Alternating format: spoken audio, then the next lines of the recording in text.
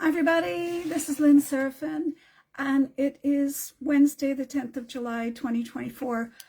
I wanted to make this short video for you, and no sooner did I say I was going to go live. Somebody downstairs is starting drilling, so if you hear drilling noises, can you hear that? I can. If you hear drilling noises, it's downstairs. They're doing some kind of repairs, so hope that doesn't distract you too much. Anyway, I wanted to tell you this little story. It's from the year 1623, and it's in the parish of Arco, and more specifically in the village of Verignano in Arco. The reason why I wanted to share it with you is that I think I've mentioned, not I think, I know I've mentioned to you, and many of you probably are aware, one of the books I'm writing. I started it a long time ago, and then I've kind of put it aside, and then I've brought it back recently to work on it again, because now I'm determined to work on it at least a couple of days a week until it's done. What the book is about, I call it Miracles on a Mountain. Has a long subtitle though. And it is about these 150 eyewitness accounts of various very interesting miracles that were reported as a result of the kind of famous in the area Santa Croce del Bleggio, which at that time was a cross up on top of a mountain. Nowadays it's, well, since around that time, it was brought into the church, and so it's still in the church. But it was originally up on the mountain. It was a shepherd's cross on the top of Mount San Martino in Val Giudicari in the area of Bleggio. Now, the thing is, though, it gained such a reputation for supposedly having miraculous properties and causing lots of different things that I won't even describe now, because those are all the things I'll be writing in the book, and I'll probably make different videos to kind of drip feed some of those things to you over the coming months. A lot of them have to do with miracle healings. Now, what's interesting, though, is that some of the healings have to do really with mental health issues. And in those days, a lot of mental health issues were actually considered to be, sometimes they were considered to be issues with being possessed, by an evil spirit, or being cursed by somebody. It's basically when doctors couldn't figure out what the heck was going on, they said, oh, it's got to be a curse of some kind. But sometimes it's quite clear, at least in through our lens in the modern days, of what's going on with a person. But, maybe not. But in the context of their society at that time, it was very different. Now, this one story, this I'm going to read you what was reported. It's only 2 lines long, or even 1 line long. The reason why I'm writing this book is that most books, just if they're like, excuse me, there's one book that has just them all transcribed, which was a huge help because they've been all written out instead of, having to decipher them from old handwriting, although there's a lot of mistakes in it, but still very helpful. So that book just kind of transcribed it.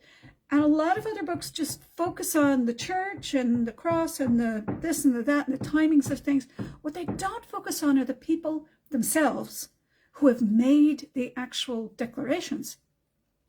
That's what the focus of this book is. The focus of this book is about who are the people who made these claims that these miraculous healings, it could be, from blindness or deafness or lameness or diseases that were bringing them to near death. Sometimes they were actually children that were deemed to be dead, brought back to life kind of thing. What were all of these? Who were these people reporting these miracle cures? Now, and they're not just cures. There's other things to do with the weather, to do with sightings, to do all kinds of things. It's a really interesting time of history. Especially considering it's right after all the famous witch trials that happened in Dinan. I find that very interesting, the juxtaposition of the two. It's a very fine line between witchcraft and miracles, if you really think about it. Anyways, this particular story, the whole story, as I say, is 2 lines, but then the story that we piece together through genealogy is quite different.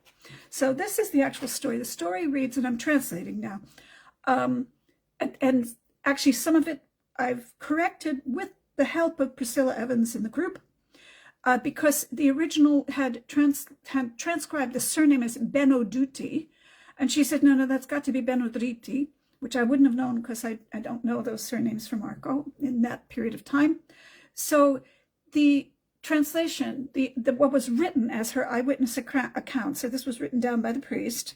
It said, "My Lady Caterina, wife of Domenico Benodriti of Verignano," which is frazione of Arco, "having incurred an incurable illness caused by melancholia," it has a kind of an antiquated word for it, melancholia, "made a vow to the Holy Cross and was immediately restored to health." That's the whole story.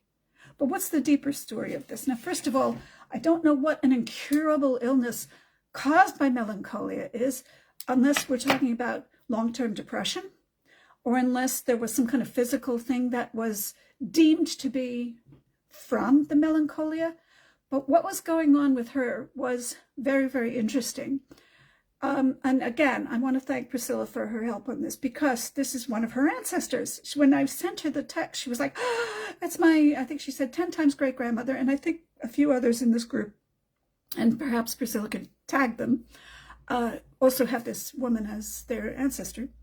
Now, what had happened is this report, there's no date on this report. However, it's between others that took place in January and July of 1623. So we know that it was recorded sometime in between those dates, so sometime in the first half of 1623.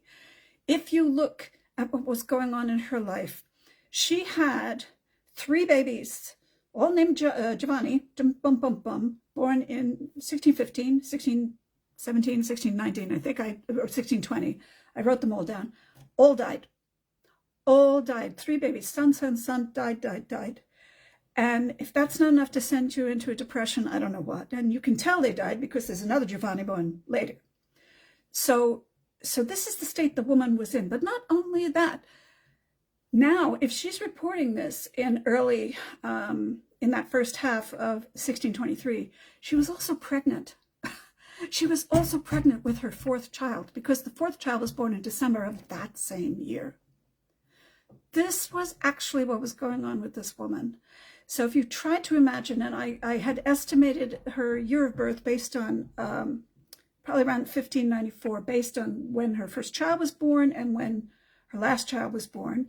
And I did find her death record as well, much later.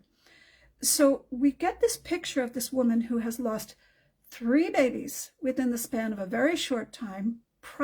She's probably under the age of 30. Of course she's in a depression, my God.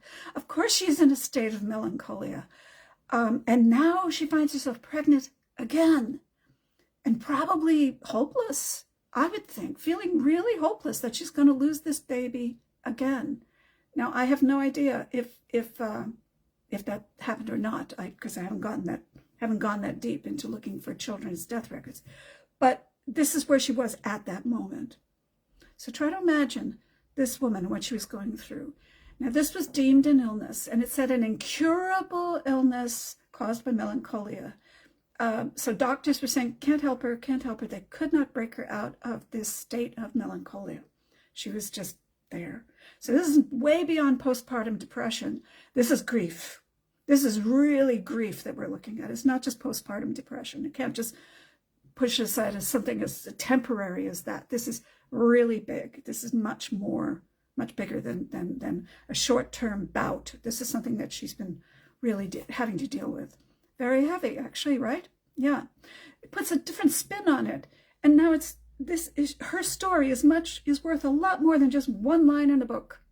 Really a lot more than one line in a book, I think. You have to tell the whole story. Now, the thing is, it says she made a vow to the cross. What do people mean by making vows? In this case, almost all the time, it just means to go visit the cross, which was a pilgrimage of sorts, because it was up on a mountain, and she lived in Arco. She didn't live near it. So she had heard about this miracle cross. She made a vow to the cross, and so she went up. It's not that close, especially if you don't have a car, going up from Verignano up to Bleggio. Mont San Martino, I don't know if you've ever climbed up to where the shrine of Santa Croce is there. I can't do it anymore. I have arthritis in my knees and I can't. But let me tell you, it's a long hike. It's a long hike up the hill. It does take some sacrifice. It really does. So to vow to climb up there and to make a visit and pay honor to the cross, it wasn't a small thing, not really. And some people then would leave gifts. They would leave like an altar cloth or something like that. Many would leave paintings to commemorate the event. It doesn't say what she's left here, but it just says that she came and told the parroco, whose name was Alberto Farina at that time, who was an uncle, a distant uncle of mine. She came and told him, I made a vow, and as soon as I made a vow, I was released from this. It doesn't actually say that when she came to visit the cross, but this is when she's telling him about it. So anyway, isn't that a fascinating story? So that's what this book is actually going to be about. It's all of these 150 accounts. I can't trace every single person, but most of the Bledgeo ones, the ones in my father's parish, which is about half of them, I have been able to trace most of those. And some of the ones from Vigo La Maza, which is the parish next to it, I've been able to trace some of those. And I'm trying to then not just tell the story of these miracles and these reports of these miracles, but who was the person at the time? What were they going through at the time? Oh, and how long did they live after they reported it? This woman lived to be 60 years old after that. So regardless of, I mean, we have to take her at her word that she says, I was cured from this, but she did live. We know from facts that she lived a lot longer. She died, I have to look at the date. Excuse me. Just give me a second. 1655. So she died 32 years later. So she lived a long time. So let's hear it for Caterina. She's the ancestor of many of you in the group. I hope you enjoyed the story. And I'm always fascinated by this kind of stuff because it's more than just dates, more than just, dates and places and documents. It's stories, it's people, it's emotions. And I hope you enjoyed that. Thanks. Take care. Bye-bye.